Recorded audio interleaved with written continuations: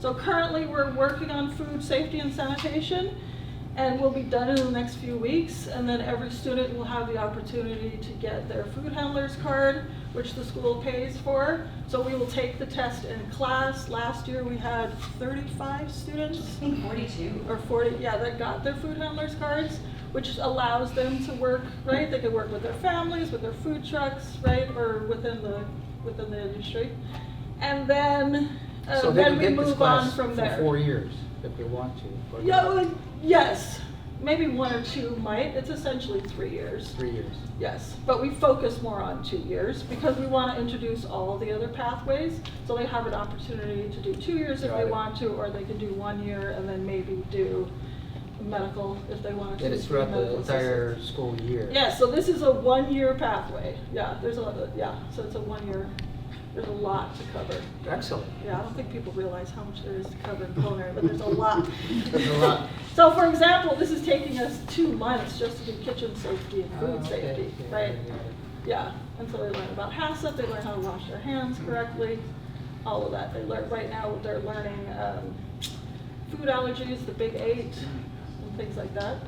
So when you get So- get a chance to cook, you just So you my have to co- wait. my- You have to wait till. I wait till safety is done, because for me it's about safety, safety, safety. I want them to know how to use the kitchen properly, how to wash their hands. Then we get into measurement, and then once we pass measurement, they get into baking. We do baking first, so they can learn how to measure properly for baking, and then they'll Yeah. start baking. Wow. So at the end of this month, they'll be in baking. Whereas my Excellent. second year students are already in the kitchen because they've already taken their first year of fundamentals.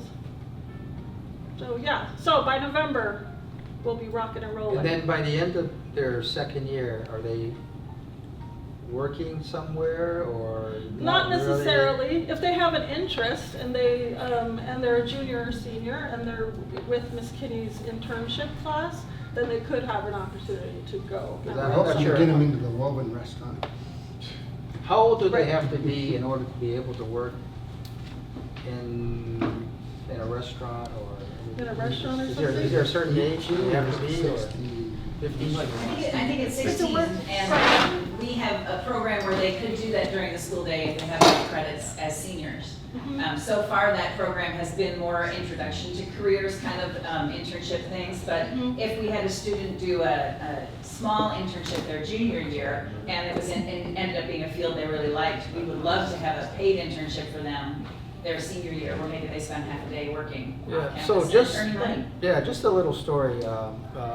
You know, one of the things we want to do at Woven is that, you know, I thought that it would be great to be able to bring students in and to have students learn more about the actual real life situations of what happens at a restaurant. And to be able to see all of that is one thing, but to be actually working is very, very different. So, you know, to have that real life experience in whatever we do, I think it's extremely important for future growth. So that's one thing. Mhm. But, so, a friend of mine, when I was about 15, 16, I'm not sure how old you guys are, but when I was about 15, 16 years old, I was in high school. And a buddy of mine comes up to me and says, "Hey, Roy, let's take home ec." So I said, "Home ec?" I said, "What's home ec?" He goes, "Don't worry about it. We're going to meet a lot of girls." So you know, it's a true story. Mhm. And that's how I started my career. That is actually how I ended up going to a cooking school.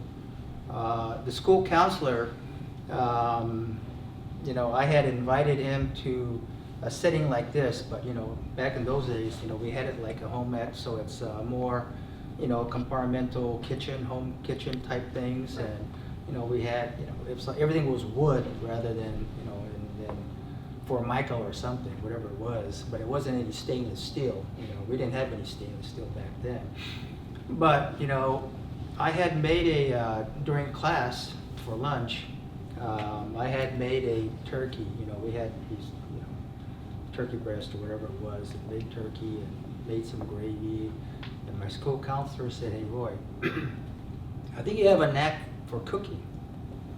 So I said, "Really?" He goes, "Yeah." But I had always helped my dad, my mom, around the kitchen at home.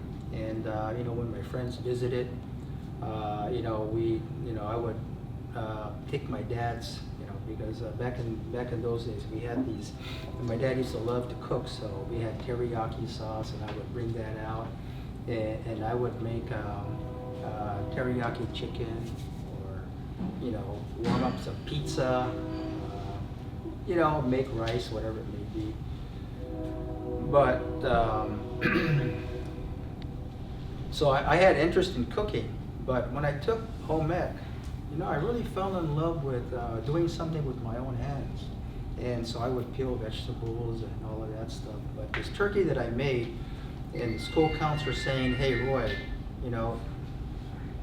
I think you may have a knack for cooking." So he had investigated, looked up, researched, and found this cooking school, and that had just moved from New Haven, Connecticut to Hyde Park, New York, and it was called the Culinary Institute of America, CIA. So and we were living in Japan, living in a U.S. Army base, but I went from Japan all the way across the U.S., stopping in California for about a couple of weeks to see my brother, and then I ended up in New York when I was 18. Left home with $50 and a traveler's check for $250. And my parents had luckily and very supportively paid for my first year of cooking for college tuition. I went off to New York with that and never looked back. So I was very fortunate to have been able to get a job and go to this great cooking school. Dug myself really into it and just learned more about food and it's so interesting because when you deal with food, you're dealing with something that's living, and you're able to take something with what you've learned in school, whether it be geography, science, math, language, culture, and you can use all of those different knowledge and use your own hands to be able to make something. And when you really think about it, there's not too many things in life that you can do with all of those different things you've learned and what you're dealing with. So, to me, cooking is extremely satisfying. It is very rewarding, and I treasure it because I've been given the opportunity to really do something with myself, my own hands, and then to create and to be able to get pretty much a immediate reaction from the people that you see, take care of, serve, and I would never trade it for anything else. So I love to visit these homemade kitchens because it always brings back great memories, and I can see great pathways to a great future for a lot of us that want to pursue it. So I think that everybody that comes into a class like this should feel privileged to be able to have this is some pretty good stuff here. It's pretty neat stuff that you're able to kind of like work with all this, and if you whenever you work in an environment like this, just respect each other, and to really feel fortunate that you're able to start thinking about a lot of different things that you can do with your life. And what's important also is that cooking to me is very soothing, very relaxing. You know, it's hard work, but there's a lot of gratitude, right? So, you know, it's something that's just something that you know you have to respect. And when you really think about it, if you learn how to cook, you can just about do anything on this earth. Okay? And if you learn a lot about hospitality, it creates a better future for you. So whether you stick to culinary or not is not even the most important thing. It's to learn about how you can work with, you know, when you work, I'm sure you do stations and stuff like that, right? Mm-hmm. But you know, when you work in well, not work, but learn in an environment like this, you know, you get set up as a team. So you learn a lot of different things about the people that you're working with, you're standing next to, you're communicating with them, you're exchanging ideas. You build a kind of a teamwork. You can build lifelong friendships. You need each other to make these recipes, so you're counting on, you know, your fellow students to help you and to kind of come up with a dish that at the end of the day you're going to be proud of. So there's a lot of different things that happen, and these are things that you can use for the rest of your life. So whether you stay in the kitchen or not, you know, these are things that builds people. So, and then it also, you know, gives you more respect for people, right, and for life. So, and to me, and as you continue to go and work in restaurants and you learn about hospitality, taking care of people, all of that stuff is what the world needs more of as we continue to move on in life. So whether you stay in the industry or not is not the most important, but to learn all the different things that you need when you work in a restaurant, a hospitality industry, like I'm in, and what we can make changes in the world. So as you continue to, you know, take this class and, you know, you make your, I'm not sure what you make, but, you know, I mean, what do you make? Good. Well, make. Alex. Is it, you guys want to tell me what you guys make? Alex, Tommy, what are certain things that you guys have made? This year we started on baking, Baking? starting with chocolate chip cookies. Then she had us working on a creamy method type of cookie called a biscotti with a semi-sweet chocolate covering. Mm-hmm. And then we worked on snickerdoodle cookies with a cinnamon sugar. Snickerdoodle. Mm-hmm. Yeah, I don't know what snickerdoodle is. Scooby-Dooby-Doo? Yeah, so they're learning the different methods between creaming method, biscuit method. Okay, got Yeah. it, okay. Yeah. Got it. We don't have any of our indigenous culinary kids in here, but we were lucky to jump out and start canning pickles. We're in the process of making jam, so we're harvesting and getting started on that. You know, the canning season is upon us, so Mhm. we do a few different things in the indigenous culinary part. Yeah, I mean, that's extremely important about sustainability and, you know, utilizing indigenous ingredients, ingredients from, you know, your own community, working with the community. So what we try to do is in our restaurants, and, you know, hopefully as we continue to move on with Woven, is to work with our local farmers. You know, so we actually work with farmers. We tell them, hey, listen, this is what we need. Can you plant this for us? You know, we work with our local fishermen and say, listen, you know, we're interested in these type of species. Can you try to fish these if possible? And same as in ranching. You know, we work with local ranchers. You know, we have a lot of grass-fed beef that we deal with. So, you know, there's a lot of different things that we can do and help our community and work with our people in our own community. Because, you know, they're farmers, ranchers, fishermen, all there. So, you know, it makes it a lot easier for us to continue and bring these products into our restaurants and serve it, you know, on our menu. So, and that's a great thing. And, you know, to put more of our culture into what we do. So instead of you know, making food that, you know, it's nothing wrong with it, you know, just, I mean, everybody that has their own background kind of like brings their culture into what they do and the foods that they create. So here at Woven, what we try to do is, again, with the name Woven, you know, we're weaving, you know, we're incorporating everything in the landscape, whether it be the ocean or whether it be agricultural or whether it be ranching and stuff, is to weave all of the different things that we can.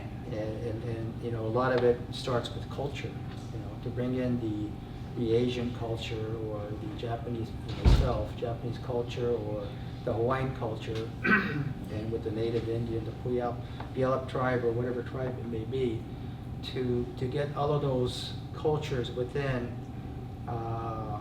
making something. And you know, it's kind of like fusion, but you know, we try to make it so that, you know, as we continue to move on, you know, we are going to look for more indigenous ingredients. So, you know, we're looking for ingredients that maybe your grandmother or great grandparents, you know, used more of or made. And while I'm here, I might as well pitch that, you know, we're also looking for artifacts. You know, we're also looking for pots and pans that you know, you might have used in your, you know, grandmother's house or something. So if you guys come across that, you know, bring that to Woven, because, you know, we'll display it and we'll put your family name right there.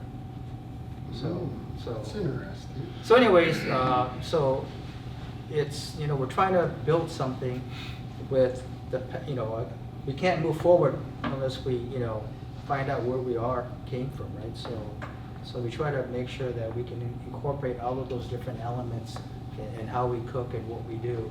And our chef here, Dexter Mina, was born and raised, you know, in Hawaii. So, you know, he's bringing that culture, and you know, we're now working with a lot of different ingredients and different styles, and trying to incorporate some of the tribal cookery.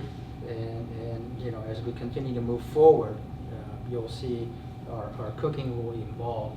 And that's the great thing about cooking, is that things change, you know, and you know, you're always using something, and you know, at the end of the day, you know, life is ever evolving, and cooking is the same thing, is ever evolving. So, and you know, you have to use that, we call it kokua, the heart, and to in the gut, you know, it's got to feed yourselves, right? So, you know, it's all the different things that we enjoy in life, and you know, at the end of the day, we make it work. So, I'd like to see you guys, I don't know, maybe later on when I see you come back or something, maybe you guys are cooking something great. Maybe it's a class session. Do you live in town here? Are you in Hawaii? I live in Hawaii. You do? Okay. Yes. I live in How often do Hawaii. you get back this way? Well, I mean, you know, it all depends, you know. I mean, we'll have different events, but at the same time, you know, I don't know if there's something that you folks are doing here, you know, I would like when I come and visit, and you know, Well, that's, we kind of like to plant the seed, you know. It's like when these kids, like Miss Sherilyn was saying, we're getting close to really getting up and moving. Like she said, she's covering all the basics, and then once we get going, to have you know, someone that can instill some inspiration for these kids to go cook at Woven would be huge for us. You know, the simple skills of knife skills, or you know, some of the stuff that you've had in your life would be amazing. To inspire these guys that, well, I can go cook. And you know, it takes role models, right? And I got a lot of similar stories. Well, that's the whole thing about cooking, is that, you know, listen, at the end of the day, is, you know, sometimes it comes out great the first time around, right? And sometimes it doesn't. But that's just the way it is, you know. Yes. When I come up with a recipe, I think to myself, okay, this is what I want. So I start thinking about how it's going to look, because, you know, at the end of the day, as you continue to cook, or whatever you do in life, to me, is, you built a so-called like a library, or you built, like a something visually that you can see. So, I can visually taste, I can visually see how, something's gonna end up to be. So, but at the end of the day, it just doesn't work out sometimes, right? So this dish that I thought about, and I said, okay, this is the way it's gonna taste, this is the way it's gonna look, and I'm gonna use this and that, and this is the way I'm gonna cook it, and at the end of the day, sometimes it just doesn't turn out that way. So, but hey, listen, then you have to start over again. But that's a great thing, I mean, that's a great thing about cooking, is that, hey, listen, you just gotta go around and make it, try to do it again. So, One of the things we also do is, Robert and Jessica are a big part of, our canoe family that we built here over the years, and we're training our indigenous culinary kids not only to go in the industry, but when we're out here at powwow, we want them to be able to jump in the cart with grandma and start cooking. And that's a big, in this community, we want our kids to have the ability and the confidence, right, to go out and start making fried bread with the grandma. Yeah. Or just be able to handle the knife skills and the ability to do it. Because some of the stuff they do out in those food carts, there's only one way to learn it, and it's to do it. Yeah, you have to be able to do it. I mean, at the end of the day, you never know what your passion is unless you try a lot of different things. So for myself, I was fortunate enough to get into that homemade kitchen and start chopping, and I would have never thought. I mean, I enjoyed making teriyaki sauce with my parents or something, but to be able to go into a class like this and start chopping and stuff, and you cook something and you go, hey, wow, man, this is pretty cool stuff. Right. So I have a question. So do you think culinary school would give them an edge in the industry, years of experience, or could they work in the industry and have that grit and still? I'm not gonna lie. I'm always true. I'm involved with the culinary school today, Mm-hmm. and I'm a true believer in getting a great education. That's foremost. I'm a true believer that every individual should have the opportunity to grow as much as they can, and a lot of it, they can get it through great education. But I'm also a believer that having skills with your own hands, it's something nobody can ever take away from you. When you have skills that you can do. So with that in mind, I've seen great chefs that have no culinary education when it comes to going to school. Mm-hmm. Okay, they work with great chefs. They learn from great chefs. They learn techniques. But again, you have to be resourceful. I tell my guys in the kitchen all the time, you have to be resourceful. You have to be wanting and willing to get information one way or the other, okay? And put yourself in a situation where you get all of that through whatever learning that you're going to go through, whether it be school or whether it be in technical classes, whatever it may be. But if you don't get the information, you're not going to move forward. Mm. So there's chefs out there that have worked with other great chefs and have built a incredible future. They're well known in the world of cooking, and they've done a lot of great stuff. And but they didn't get a formal culinary education. But I know a lot of others that have gotten a great culinary education and have done extremely well. The Culinary Institute of America, which is the culinary school that I went to in Hyde Park, New York, and they're known to be the premier culinary college in the world, and it's definitely #1 college institution. But if you look at all the great, if you watch, what do you call it, reality TV shows, and you watch these Top Chefs or Chop or whatever it may be, you know, most of the chefs that win are individuals that have attended the Culinary Institute of America. Most of them have gone to that school, and most of your great hotels and great restaurants and hotels and country clubs and all of that stuff, they're usually CIA graduates. So the CIA has produced a lot of world-class alumni. And currently I am the director of a culinary school in the state of Hawaii called the Culinary Institute of the Pacific. And I had brought in just recently CIA to help me with the school so that we can continue to, because it's a great school to start with, one in Hawaii, the KCC, the Kapiolani Community College, but we're trying to make it even more world-class with additional partnerships and collaborations.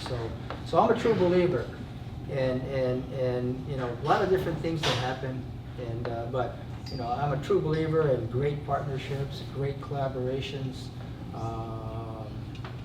you know, teamwork, and just, you know, layering, you know, people's lives with all of the different things that you can add on to. And it's like cooking. You know, when you cook, you know, you're always trying to add layers of flavor. You know, you're always trying to make something better and better, and you do it through, you know, trying to figure out ways how you can match things and layer stuff. And to me, life's about the same situation. It's about how you can layer everything and create more partnerships, collaborations, and teamworks and better communication. So when you get all of that, you know, people tend to do better. And you know, one of the things is, and I know you guys are probably three-quarters of you are probably shy. Maybe you are, maybe you're not. But anyways, you know, when you learn to communicate more and et cetera, build more self-esteem, you know, and go out and make mistakes, and you know, you end up becoming more confident with yourself. Nothing wrong about making mistakes. You know, mistakes are great things in life. Can you talk about maybe spices? Because spices, I know, are important to like chicken spices or pork or beef or something. Trying to figure out, you know, it's important to learn the level of spices, right? Yeah, so different types of cuisines have different mythologies and different ways how they can really, you know, use spices and herbs, and you know, some more than the others. You know, there's cuisines that, you know, really, whether it be you know, Indian cuisine, you know, Malaysian, you know, all those different countries, you know, they tend to use a lot more spices, and you know, a mixture of spices, and they can, you know, marinate or they can flavor. Whereas, you know, some other cultures may not use a lot of the spices, but they may use herbs. But then there's other cultures that, you know, for instance, you know, they say in the Japanese cuisine, if it wasn't for the so-called invention of soy sauce from the Chinese, that you know, maybe they could have done more with their cuisine. But you know, soy sauce kind of like is a, I don't know if does everybody use soy sauce in their life? Soy sauce? Okay. Like soy sauce is like a one-stop shop. You know, you can put soy sauce on meat, you can put soy sauce on fish, put soy sauce on vegetable, you can put soy sauce on rice, put soy sauce on beans, and you know, it tastes pretty good. You know, so because of that, you know, there wasn't that much done to it. But of course, you know, and then they use soy sauce for everything else that they make. So, anyways. But some of the other cultures, you know, the mixture of spices, you know, they can do a lot with, and you know, it makes their cuisine really intricate and interesting. And I'm not saying that's better or worse. It's just that, you know, it's different. So, you know, if you're looking for the different types of mouthfeel or different types of flavor pops in your mouth, you know, different types of cultures have different types of cuisines that can do that. And, you know, some cultures might be more subtle, which as the Japanese food is a little more subtle. And, you know, some other cuisines are a lot more like spicier, I guess, you know, more, I mean, Thai food. You know, I don't know if you like Thai food, but, you know, there's a lot of Thai food out there that are really extremely, you know, spicy and stuff, so. How did you and the tribe come together? So, the way it came together was, I went to high school with this gentleman, and he just called me up one day and said, "Hey, listen, you know, I'm working with the tribe, so, you know, and the tribe had just bought this property, and they may be interested in, you know, working with someone to open a restaurant." So I came out and, you know, I told the tribe what I thought would be a good, maybe, because for me, you know, I've opened a lot of restaurants, and I thought to myself, to open another restaurant, you know, wasn't really what I really wanted to do at this point in my life. So I said that, hey, if we can somehow do a restaurant, and, you know, I can take what I can learn from your culture and, you know, combine it with, you know, the type of cooking that I do, and to, you know, work our way and to bring in, as we continue to move on, because it's not going to happen overnight, you know, some indigenous ingredients and some, you know, and kind of like put together what's important to the Puyallup tribe. And I said, if we can, you know, make that happen, you know, I said it would be probably a good thing to, you know, put this restaurant together. And with all of that said and done, is to bring in, you know, students, to bring in kids, and to kind of perpetuate, you know, what we can do together when it comes to cultures and bringing cultures together, and to, you know, build this so-called woven culture, you know, for the future, and to teach. So that's why it's important that I come here today, and to say, hey, listen, you know, it may not happen overnight, but, you know, there's a road, there's a pathway to, you know, becoming, you know, and you don't have to be, you know, a chef that's doing what I do, but, you know, you can be a chef, you know, making a lot of, you know, great indigenous, you know, tribal food, you know, and you can have your own little small or large tribal restaurant, working with farmers. And, you know, it's you know, I mean, there's a lot of things you can do. So, and it's just not what I do, but it's something that you can do. And when we also learn about careers at the very beginning of the year, culinary careers. We do want them to get into the kitchen and learn how to cook, but I also talk to them about management, about being a dietitian, a nutritionist, food science. So there's so many other avenues that they can go into, not just working behind. Yeah, I mean, there's right? there's a lot of different The things. industry in a whole is huge. Yeah, I mean, it's, you know, cooking is one thing, but, you know, as we know, you know, the old days was, hey, listen, you go in the kitchen, you can cook. And that's, you know, and you use ingredients. You can use a lot of indigenous ingredients or whatever it may be. But today, you can take that same piece of meat and use different types of technology, right? So, you know, modernist cuisine. You know, you're using a lot of different types of technology to make something. So, you know, it's a good thing. And, you know, again, nutrition, whether it be nutrition or whether it be culinology or whatever it may be. I mean, there's so many different things that you can do and incorporate from the different, you know, anyways. Yes. Do you have a question? And what are some of your favorite ways to prepare salmon? I love it. Eat it raw. Yes.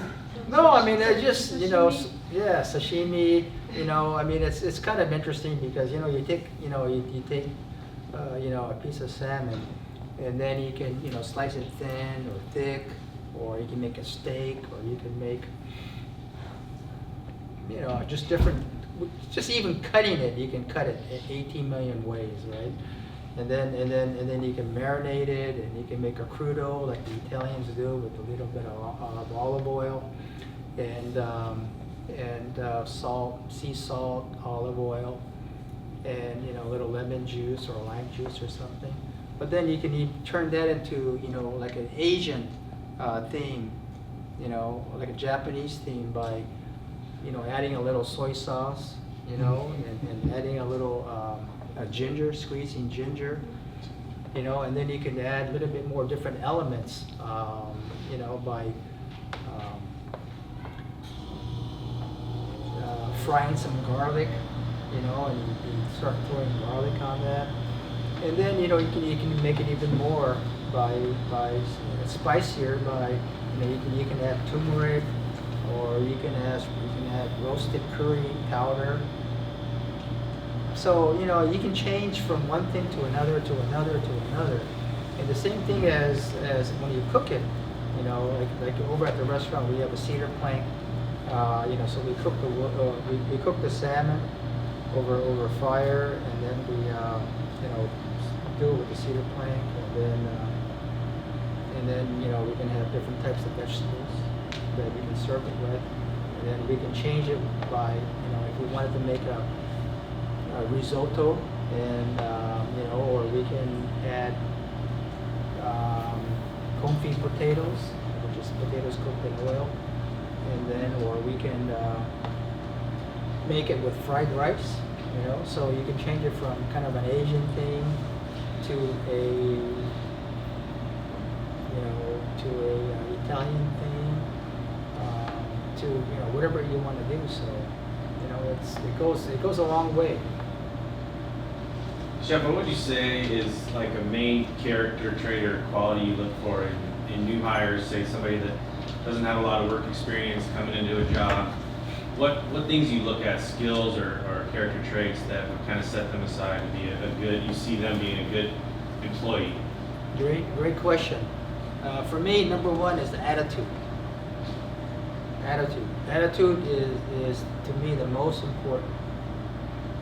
And without attitude, so the first thing for me is the attitude.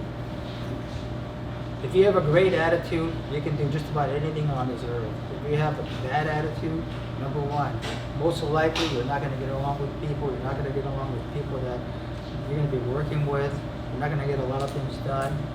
You're always in a miserable situation. So anyways, and it brings down everybody else. So attitude to me is extremely important.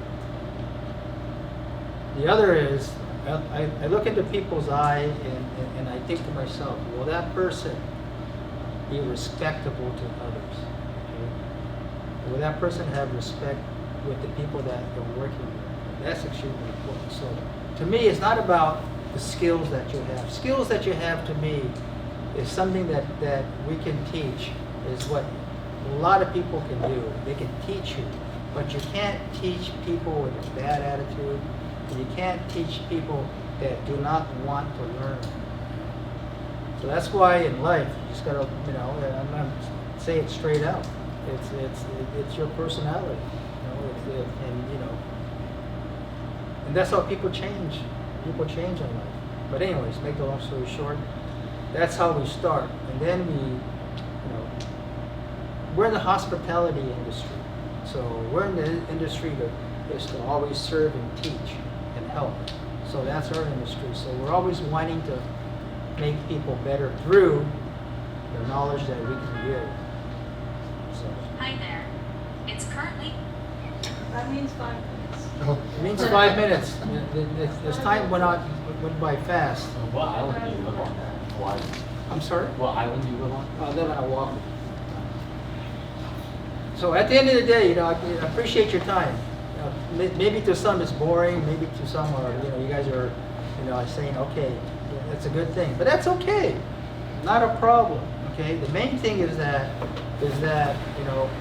go out there and and experience a lot of different things in life.